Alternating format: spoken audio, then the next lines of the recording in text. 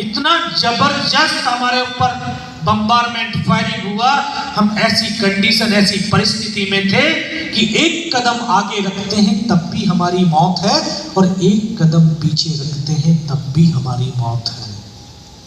लेकिन नमन करता हूं इस देश की माओं को, जो अपने बेटे और बेटियों से संस्कार स्वरूप कहती हैं कि सीने का दूध पिलाया है, सीने पर गोली खाना, कभी पीठ पर गोली।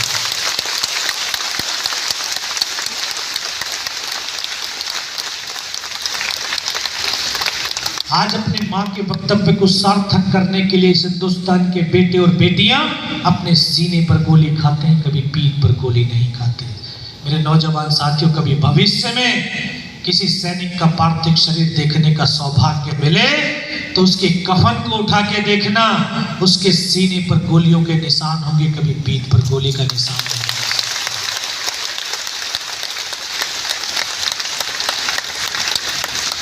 हमने सोचा मरना है, और ये जीवन का एक फैक्ट है, यूनिवर्सल फैक्ट है, जिसका जन्म हुआ उसकी मृत्यु जरूर होगी। मरेंगे, लेकिन ऐसे नहीं मरेंगे, कायरों की तरह नहीं मरेंगे, लड़ करके मरेंगे और मार करके मरेंगे। इस सोच के साथ 5 घंटे तक उनके साथ लड़ते रहे। ऐसे चारों तरफ से घिरे हुए थे, कोई सपोर्ट नहीं थी।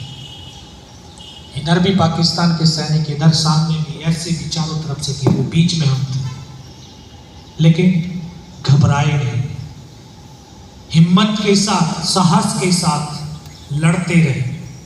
5 घंटे लड़ते लड़ते हो गया था, 1 इंच हम भी आगे नहीं बढ़ पाए तो 1 इंच उनको भी नीचे नहीं उतरते।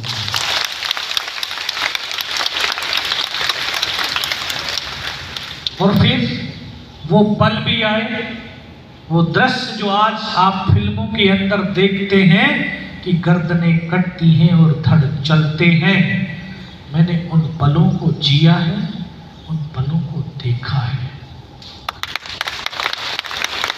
मुझे वो पल याद है कि जब मैं सर से लेकर के पैर तक लहू लुहान था और नाक से यहाँ से खून की धार बह रही थी, तो एक मेरा साथी मुझे फर्स्ट एड करने के लिए अपनी फील्ड पट्टी की पॉलिथीन फाड़ने के लिए उसका हाथ यहाँ तक जाता है, उसको यहाँ गोली लगती, इधर से पूरा सर निकल करके बाहर चला जाता। मैं उसका हाथ पकड़ा, सर क्या हुआ, लेकिन एक शब्द तक नहीं बोला।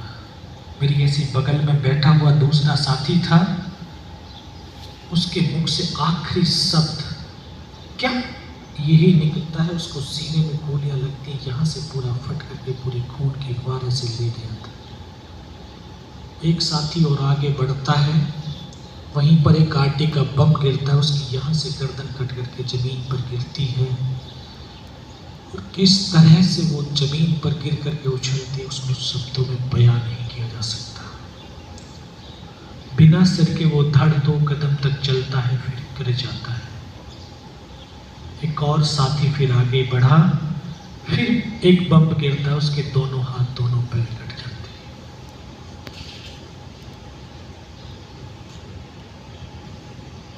इस तरह से मेरे तमाम साथी शहीद हो गए। मैं भी उनकी तरफ से मर चुका था।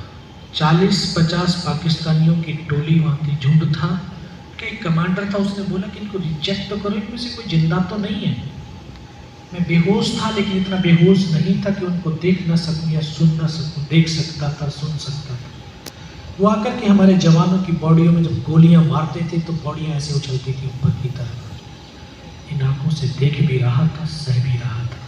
सामने वाले को मारा, बगल वाले को मारा। मैं भी इस तरह से पड़ा हुआ था। उसने फर्स्ट में यहाँ पे गोली मारी, फिर पैर में मारी। मैं देख रहा हूँ कि धुआं निकल रहा है, उस गोली की पीड़ा को चुपचाप बड़ा सहता रहा। को यकीन हो गया कि इनमें से कोई जिंदा ही नहीं है। फिर उन्होंने हमारे जवानों की बॉडियों के अंदर बूट की ठोकरें, पत्थर, गालियां देते रहे। बहुत देर तक ये अमानवीय क्रूरताओं का तांडव चला। वो सब कुछ बड़ा सहता रहा, देखता रहा।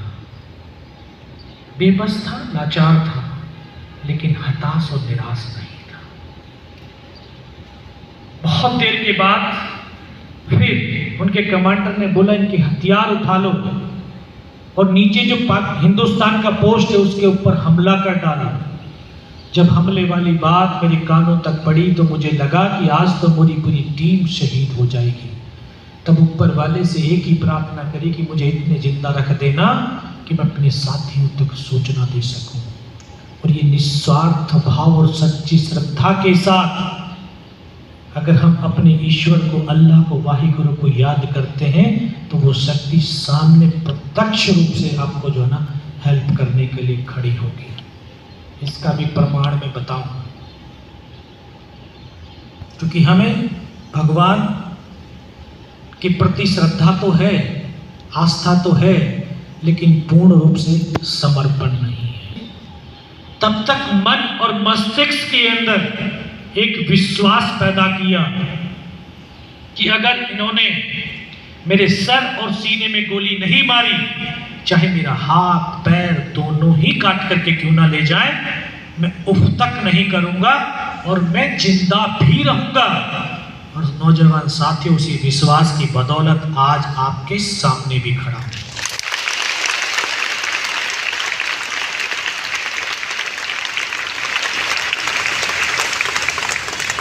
वो आए, आकर के दोबारा से गोलियां मारने लगे, हथियार उठाने लगे। उसने फिर भी मेरी बाजू में, पैर में गोली मारी। शायद 2 कदम चला होगा, उसको एहसास हुआ होगा कि यार इसमें कुछ जान बच रही है। वो वापस मुड़ा, मैं देख रहा हूं, उसने राइफल मेरे सीने की तरफ करी। तब लगा योगेंद्र अब नहीं बचेगा। लेकिन कहते हैं जाको राखी साइया मार सके ना कोई, और इस देश को भारत माँ बोलते हैं। ऐसे ही नहीं बोलते, ये कंकर और मिट्टी वाली जमीन नहीं है, ये सजीव है। माँ भारती अपने बेटों की वीरता, शौर्य, पराक्रम, बलिदान को कभी दफन होने ही नहीं देती।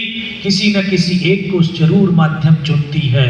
शायद इस माँ भारती ने मुझे वो माध्यम चुना होगा कि उसके बेटों ने जो वीरता, शौर्य, पराक्रम दिखाते, जो बलिदान दिया है, उनकी शौर्य को दुनिया तक पहुंचा सकूं। तभी तो जब उसने गोली चलाई तो यहाँ पर पर्स रखा था, क्योंकि पहाड़ियों पे चलते चलते पूरी पैंट फट गई थी, और उस पर्स में भी कुछ 5-5 रुपए के सिक्के थे। शायद इस माँ भारती ने वो सिक्कों को इकट्ठा कर दिया होगा। जब उसने गोली चलाई तो जाकर के उन सिक्कों पर ही टकराई।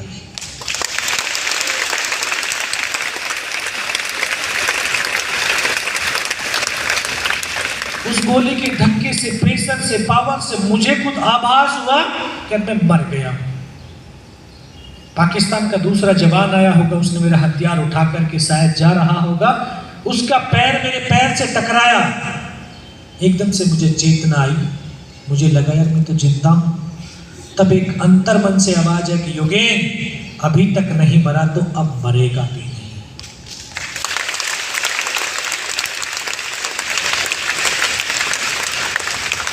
तब मेरे पास सिर्फ एक हैंड ग्रेनेड बचा हुआ था।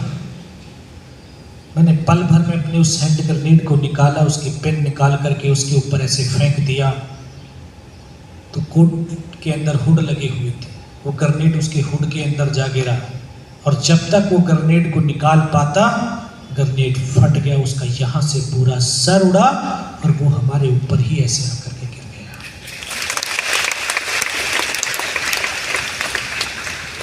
एक ग्रेनेड आपके पास में भी है कि नहीं है? आपके पास में भी कोई ग्रेनेड है? ये सर दिखा रहे हैं, ये ग्रेनेड है। जो स्मार्टफोन है ये आपका एक ग्रेनेड है। अगर इसका सही समय से फ्यूज को नहीं निकाला तो ये फट जाता है। और इस ग्रेनेड का नंबर कितना? 36 नंबर हैंड ग्रेनेड है। क्योंकि जब ये फटता है 36 नंबर के, इसलिए इसके 36 टुकड़े होते हैं। और जो हमारे पास मोबाइल जिसको लेकर के हम घूमते हैं, जब ये भी फटता है तो हमारे जीवन को 360 डिग्री पर घुमा देता है। और जब 360 पर हम घूम जाते हैं हमारा जीवन, तो हमारी समझ में नहीं आता कि हम करें तो करें क्या।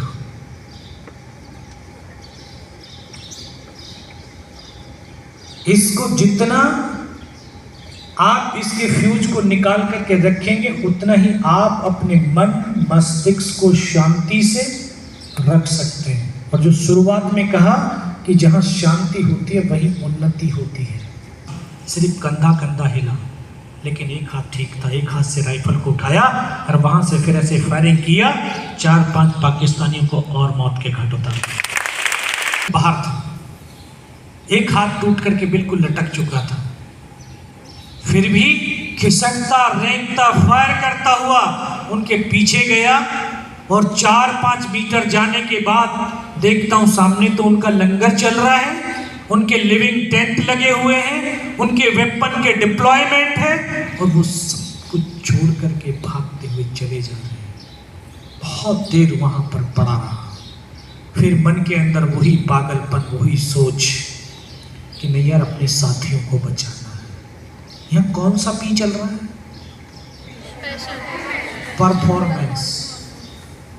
परफॉर्मेंस चल रही है। वापस आया, फिर भी खिसकता खिसकता रेंगता उन साथियों तक आया जहां पर वो शहीद हो रखे थे। आकर के फिर मन में लगा कि हो सकता है इनमें से कोई मेरी तरह जिंदा होगा। एक एक को आकर के देखने लगा, किसी का पूरा सर फटा हुआ बाहर था, किसी के पूरे फेफड़े निकले हुए बाहर थे। एक एक को गोद में रख करके रोता रहा, बहुत देर रोया। 8-7 मीटर का ऐसे सराउंडिंग इलाका था, उसमें डेड बोडियां पड़ी हुई थी, वो भी छत विछत अवस्था में थी। और ये 19 साल का लड़का उन डेड बॉडियों के बीच पड़ा हुआ था, जहां तक नजर जा सकती थी सिर्फ बर्फ और पहाड़ के सिवा कुछ भी नजर नहीं आता। ये भी पता नहीं था, क्योंकि 2.5 साल की सर्विस थी, कि इस पहाड़ी के किस तरफ हिंदुस्तान है और किधर पाकिस्तान है। जाना है तो जाना है कहाँ? क्योंकि जब हम इस अवस्था में होते हैं, तो जब हम रोते भी हैं ना, कई बार मन से रोते हैं, दिल से रोते हैं, आंसुओं से रोते हैं। और रोने के बाद जब आपका नेगेटिव जो हार्मोन्स है वो बाहर निकल जाते हैं, और फिर सुबकी आती है ना, ऐसे करते हैं ना, तो उससे माइंड और सोल के अंदर ऑक्सीजन इतनी भर जाती है, और फिर हम उससे धीरे धीरे जुड़ने लगते हैं। तो आत्मचिंतन में डूबता व्यक्ति, उस रोने के बाद मैं शायद अपनी आत्मचिंतन में डूबता हुआ चला गया, और मैं शायद अपनी सोल से कनेक्ट हुआ। सोल से कनेक्ट होते ही शायद मैं अपने गॉड से, अपने भगवान से कनेक्ट हुआ होऊंगा। तभी आवाज है, योगेन बेटे इस नाले से नीचे की तरफ चला जा। चारों तरफ ऐसे देख रहा हूं, कुछ नजर नहीं आ रहा। मुझे लगा कि शायद दुश्मन की चाल हो सकती है। हड्डियां आपस में टकराने लगी तो सहनीय पीड़ा होने लगी। इस हाथ को ऐसे बांधने की चेष्टा करने लगा, लेकिन हाथ बंध नहीं पा रहा था। फिर मन में आया कि ये तो कट गया है। फिर मन से ही बोला कि कट गया तो इसको तोड़ करके फेंक देता हूं। ऐसे पकड़ करके झटका मारा, तोड़ने की चेष्टा करी, टूटा ही नहीं। फिर इसको उठाया, पीछे कमर पे फेंका, बेल्ट में फंसा लिया। फिर एकदम से आवाज आई, योगेन बेटे इस नाले से नीचे की तरफ चला जा। फिर कंफर्म हो गया कि यहां मेरे साथ कोई एक वो शक्ति साध्य है। मैं बिना कुछ सोचे समझे इस पहाड़ी पर लुढ़कता चला गया। 500 मीटर इस पहाड़ी पर मैं लुढ़कता हुआ नीचे आया। 500 मीटर आने के बाद जहां हमारा पोस्ट अपने साथियों को इन्फॉर्म किया कि ऊपर की इस तरह की घटना घटित हो चुकी है। इतना लहू बह गया था कि दिखाई देना बिल्कुल बंद हो गया था। वहां से मुझे मेरे साथी पीछे लेकर गए, वहां फर्स्ट एड हुआ। उसके बाद हॉस्पिटल जाते जाते मैं बेहोश हो गया। मुझे नहीं पता मैं कहां पर। 3 दिन के बाद होश आया, देखा तो ऊपर पंखा चल रहा है। तब मुझे ज्ञात हुआ कि श्रीनगर हॉस्पिटल में हूँ, और वहीं पर मुझे सूचना मिली कि उसी रात को दोबारा से हमारी टीम ने हमला किया, और बिना कुछ कैजुअलिटी के इस टाइगर हिल टॉप के ऊपर विजय पताका फहरा।